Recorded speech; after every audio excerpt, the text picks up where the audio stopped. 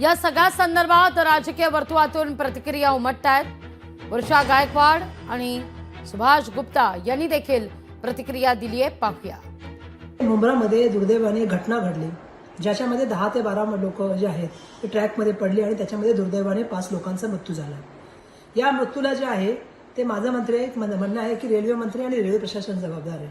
त्यामुळे रेल्वे मंत्र्यांनी त्वरित राजीनामा द्यावा आणि रेल्वे प्रशासनाला पण त्या ठिकाणी कडक कारवाई व्हावी अपेक्षा मी व्यक्त करते। आजची जी दुर्घटना झालेली आहे, मध्ये जळगावमध्ये एक दुर्घटना झाली, याला जबाबदार मंत्री महोदय, रेल्वे मंत्री महोदय, तुम्ही राजीनामा द्या आणि जे अधिकाऱ्याला जबाबदार त्यांच्यावरती कडक कारवाई झाली पाहिजे, ही मी मागणी करते। आमच्या सामान्य लोकलमध्ये इतकी गर्दी वाढली आहे की 2 लोकलच्या मधला जो भाग आहे तो पण कमी पडतोय। तुम्ही एसी लोकल वाढवा, परंतु सामान्य लोकल रिप्लेस करू नका।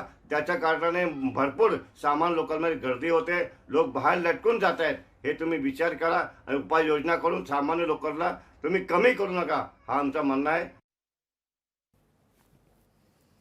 आपण पाहतोय मध्य रेल्वेचे जनसंपर्क अधिकाऱ्यांनी आता या सगळ्या संदर्भात माहिती दिल्यानंतर यावर आता शोक व्यक्त केला जातोय।